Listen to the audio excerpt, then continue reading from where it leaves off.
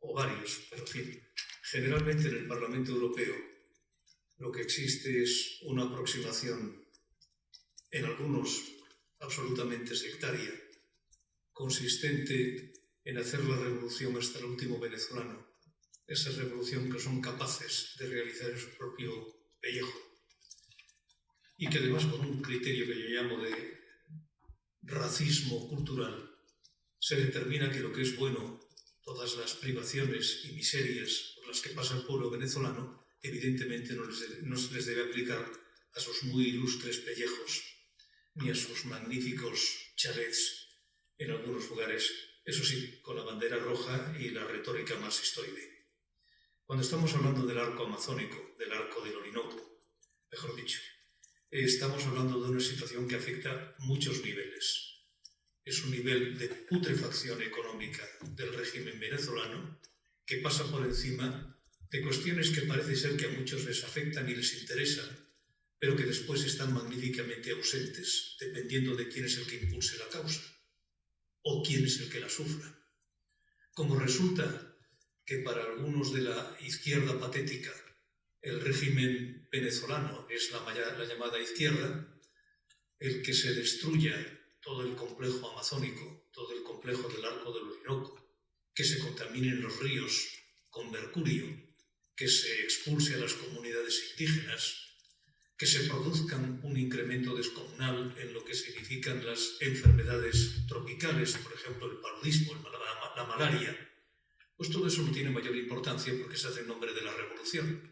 Que después ese oro esté vehiculado y comercializado a través de supuestas guerrillas izquierdistas como los remanentes de la FARC o los helenos, o simplemente la mafia local que exige un 30% a la gente pobre que se está dejando el pellejo sacando algunas pepitas de oro, aunque sea destruyendo la selva amazónica. Eso tampoco importa. Que ese oro termine generalmente en Turquía y en los bolsillos de la oligarquía venezolana, pues tampoco importa, porque no hay nada que sea más importante que la microcausa pseudo-revolucionaria, o sea, hacer la revolución hasta el último cubano o hasta el último venezolano. A mí eso me produce un inmenso asco.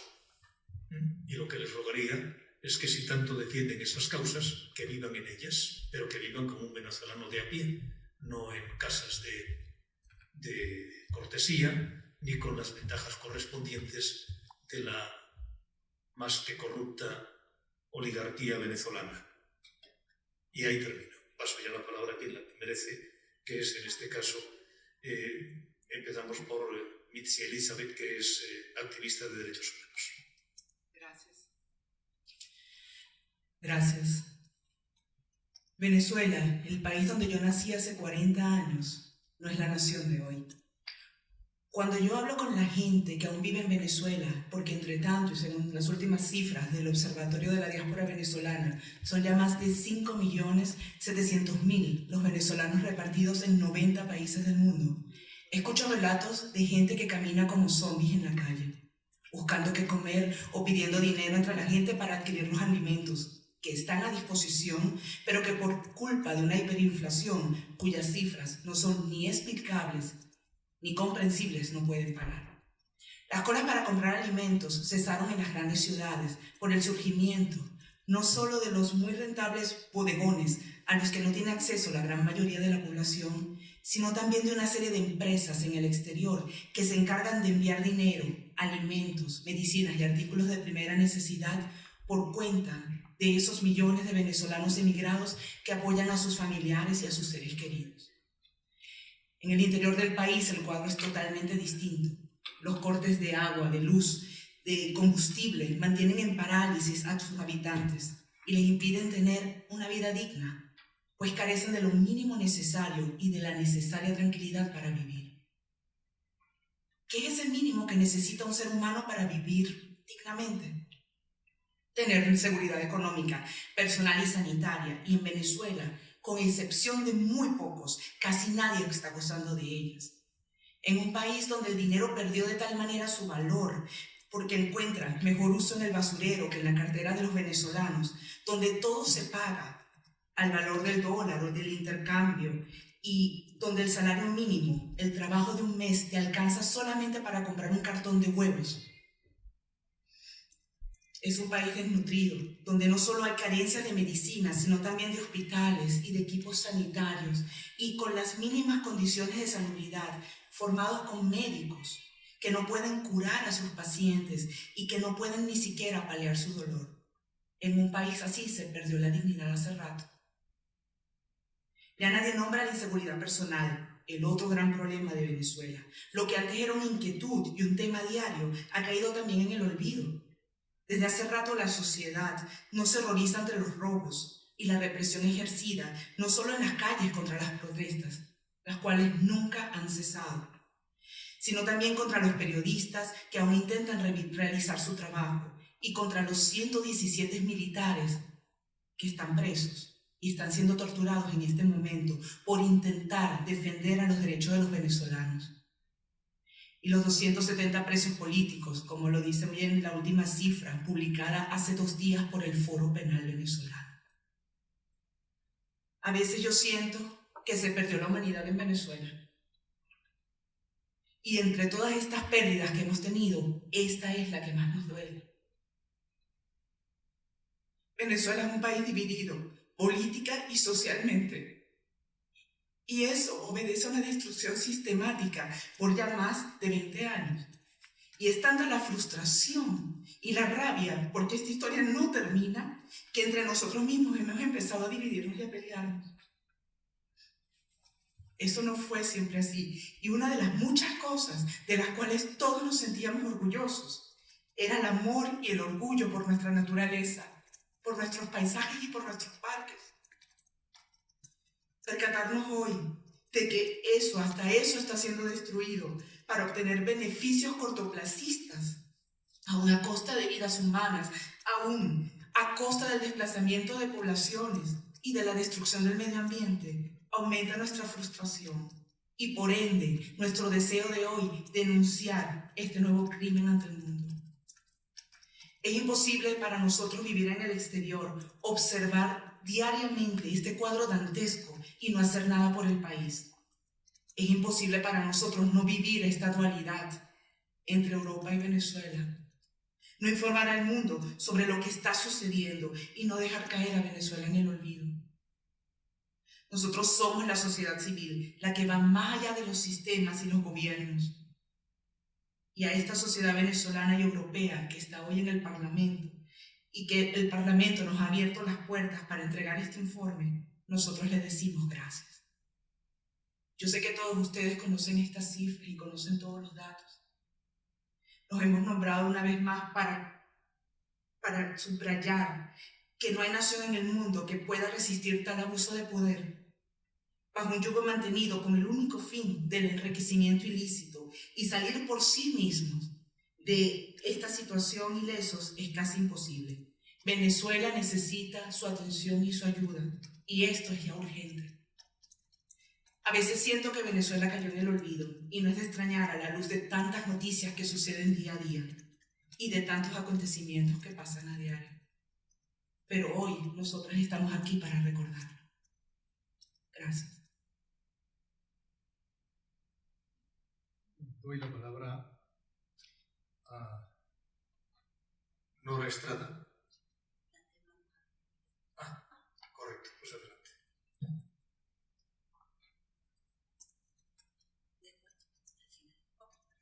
Pues Nora, adelante. Muchas gracias, Milsi, por las palabras, ¿no?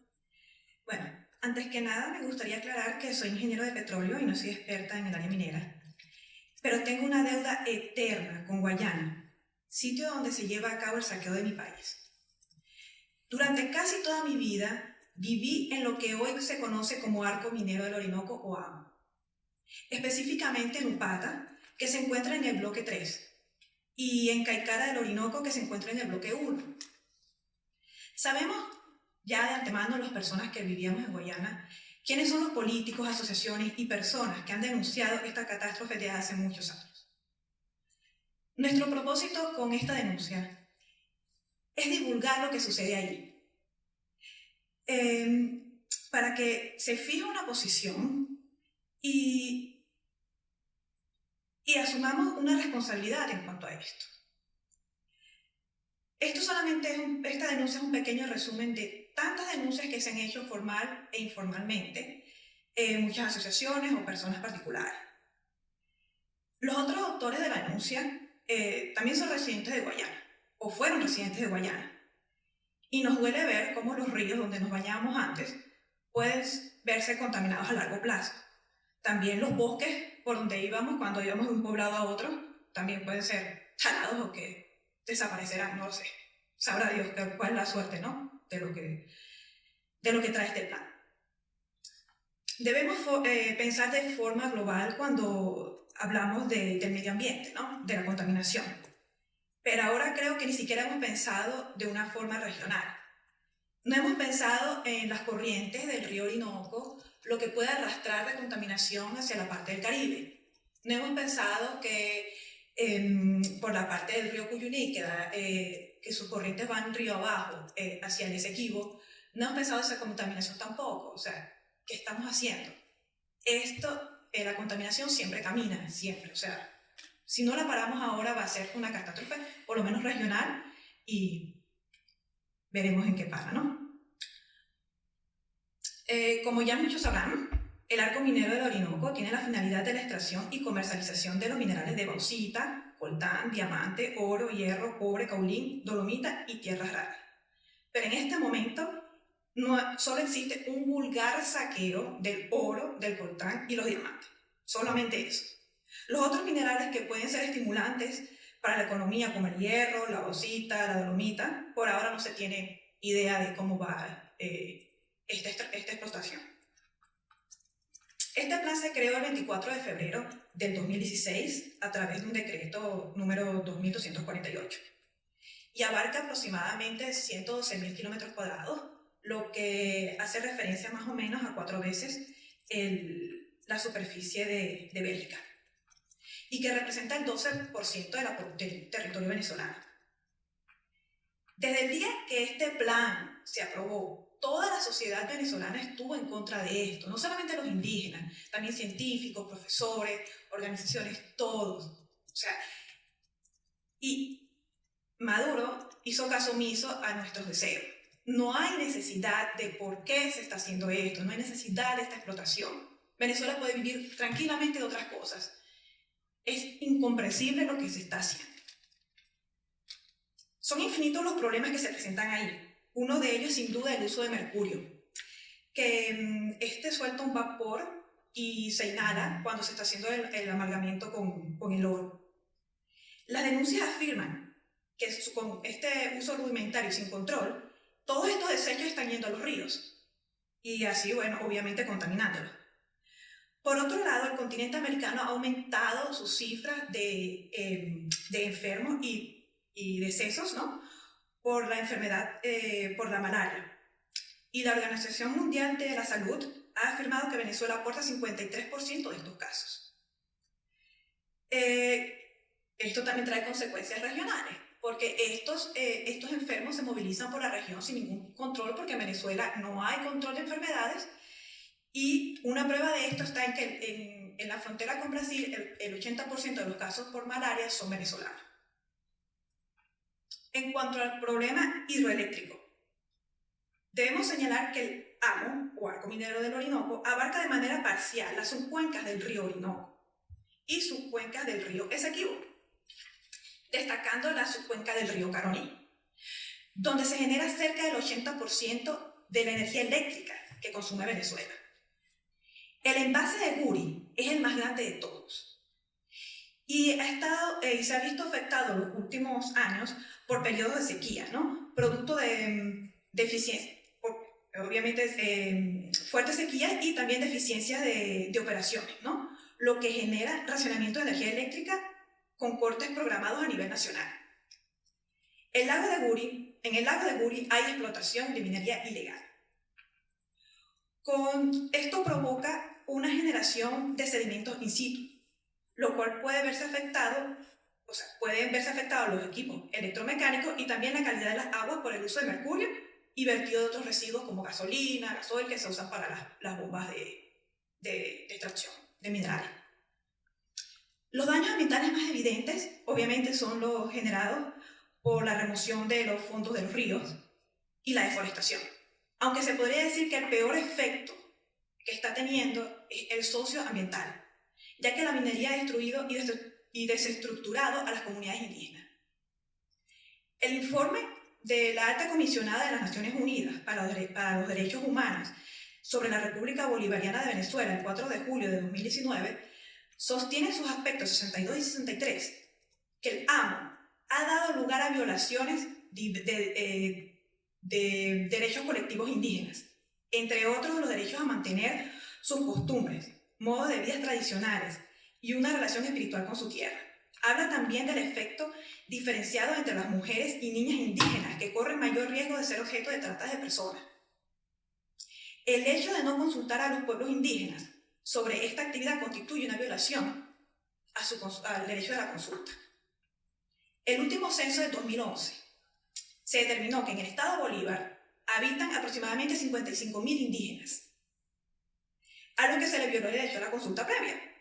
Pues no se le puede preguntar nada a nadie cuando no se saben los impactos o las consecuencias de ese plan. No pueden decir que sí o que no, porque no conocen las verdaderas consecuencias de esto. En realidad, el arco minero revela un estado paralelo, ejercido por grupos armados y delincuencia organizada. Esta actividad minera ha desatado una violencia con imposición de la pena de muerte, masacres y mutilaciones de una crueldad nunca antes vista en Venezuela. El caso más resaltante de los últimos días es el caso Icabarú, una masacre en el sector de la Gran Sabana el pasado 22 de noviembre. El arco minero es una zona de presencia de personas de alta peligrosidad, como por ejemplo los llamados pranes. Así como también se dijo, se encuentra el ELN y la FARC. Con estos grupos armados, realizar una investigación in situ es imposible. No se dispone de la seguridad para que un equipo vaya y realice las investigaciones pertinentes. Todo son denuncias formales, algunas, los que podemos hacer denuncias, o informales, que obviamente las personas tienen miedo de hacerlo, ¿no? Es obvio, nadie va a ir en contra de la FARC o el ELN o los pranes o el sindicato o la base, como ellos le llaman a estos grupos de delincuentes.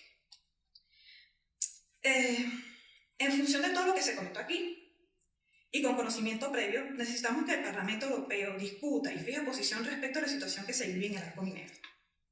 Muchas gracias. Pues ahora Patricia Betancourt, que nos va a concluir con la realidad realmente terrible de lo que está ocurriendo allá ante el estruendoso silencio del mundo. Buenos días, muchas gracias por acudir a la convocatoria. Para Beneuropa es muy importante contribuir a que esta denuncia se presente hoy aquí en el Parlamento Europeo. Visitaremos varios despachos de eurodiputados que van a recibir el informe y a escuchar de primera mano el testimonio, sobre todo de Nora, que es, como ya lo dijo, viene de allí creció. La actuación de la comunidad internacional en este caso debe ser con conocimiento de causa. En el sur de Venezuela se esconden muchas de las razones por las que el país está atravesando la crisis ya por todos conocida. La forma en que los estados del mundo enfrenten este desafío va a marcar el futuro de nuestro planeta. Ya no estamos hablando solo de un país que atraviesa una crisis política, hablamos de un reto para la humanidad. Hablamos de la forma en que de ahora en adelante se afrontarán este tipo de dictaduras, de situaciones, de tragedias. Las reglas internacionales que se pondrán en marcha para evitar que lo que está sucediendo en Venezuela vuelva a suceder. El caso venezolano ha puesto los focos sobre las grietas legales y las acciones que la comunidad internacional pueda y debe emprender en contra de las dictaduras y sus tiranías. También se deben redefinir términos como democracia, libertad y otros que han sido denigrados por el socialismo del siglo XXI. El caso de Venezuela ha puesto nuevamente en entredicho las actuaciones de organismos internacionales como la ONU, la OEA. Habrá un antes y un después de esta tragedia venezolana, porque no tiene precedentes y no podemos dejarla pasar mirando hacia otro lado o significándola con eufemismos o con definiciones que se refieren a otra cosa. no a lo que pasa en Venezuela. Para que la comunidad internacional, y en especial Europa, y muy en especial España, pueda contribuir a la reconstrucción de esta nación y aprovechar la crisis lamentable para replantearse todo, es necesario que conozcan a fondo lo que allí sucede, que se empapen de la historia y la geografía de nuestro país. Y lo que voy a decir podría colocarme en un ala política que no me representa, pero no todo es blanco y negro, y justamente en los matices es donde se encuentran las respuestas. Voy a hablar de ética, porque no todo es admisible, porque la libertad de cada uno llega hasta la libertad del otro, y Europa muchas veces pasa por encima de la ética. No se puede negociar con cualquiera, el fin no justifica los medios. Venezuela está invadida, y ojo, no estoy en contra de la globalización ni de las multinacionales. Estoy en contra de negociar sin mirar con quién y sin responsabilizarse de las consecuencias de esas negociaciones o haciéndose los locos, como decimos nosotros. De nada sirve explotar los recursos naturales de un país extranjero si detrás de esa explotación hay miseria y muerte. La conciencia es un término muy apropiado en este caso. Voy a poner un ejemplo sencillo y les pido disculpas por personalizar. A mí me encantan los accesorios, como a muchos de nosotros. No tengo joyas. Llevo solo un arito de oro, por dos razones. Una, la simbología occidental de la monogamia. Mi pareja también lleva uno. Sin embargo, me lo he querido quitar para siempre, porque vi un documental de la forma en que se saca el oro en el Amazonas y me sentí cómplice. Sin embargo, esta argolla ya está hecha y la dejo puesta porque es una forma de recordar en medio de mi día a día que hay gente en mi país que vive en condiciones infrahumanas, niños, mujeres, hombres, explotados, para que nosotros podamos tener estas cosas. Es un contraste tan fuerte que rompe el alma. Pues eso mismo pasa con todo. En este momento se negocia con oro, con el coltán, con diamantes, con las tierras raras de Venezuela. Quien negocie es cómplice de la crisis humanitaria más grande de la historia del continente americano. Que nadie se llame engaño. No se trata de un capitalismo salvaje y explotador. Se trata de todo un sistema viciado que acabó con una nación para aprovecharse de sus recursos. Muchas gracias. Vamos a ver un pequeño video para que tengan idea de la zona y de lo que pasa. ¿El sonido? El sonido es muy importante porque es un canto pemón de los indígenas. No sé cómo es. Ni yo.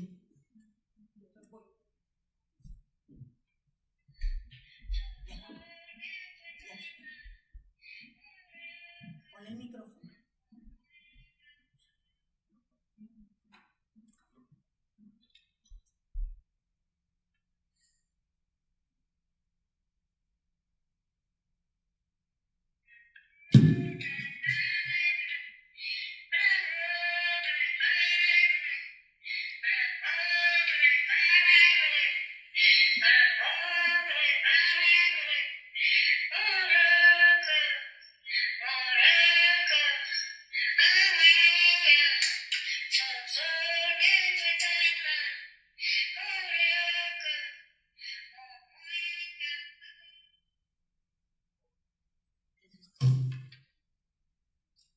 Pues, ¿qué quieren que les diga?